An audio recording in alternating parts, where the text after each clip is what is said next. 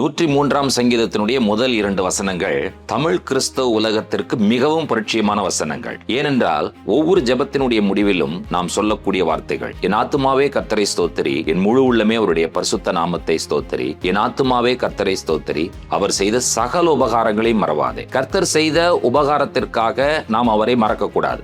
என்ன உபகாரம் அவர் செய்தார்? அக்கிரமங்களை எல்லாம் மன்னித்தார், நோய்களை எல்லாம் குணமாக்கினார், பிராணனை அழிவுக்கு விலக்கி மீட்டார், கிருபையினாலும் இரக்கத்தினாலும் முடிசூட்டினார், நன்மையினால் வாயை திருப்தியாக்கினார், கழுகுக்கு சமானமாய் வயதை வாழ வயதாக்கினார். உபகாரம் என்று சொல்லும் பொழுது இந்த உலகத்தில் எந்த மனிதர்களாலும் செய்ய முடியாத காரியத்தை கர்த்தர் செய்தார். அதுதான் உபகாரம். பிரியமானவர்களே, கர்த்தர் செய்த இந்த உபகாரங்களுக்காக நாம் உள்ளத்தின் ஆழத்திலிருந்து கர்த்தரை துதிக்க வேண்டியது, ஸ்தோத்திரிக்க வேண்டியது நம்முடைய கடமையாய் இருக்கிறது.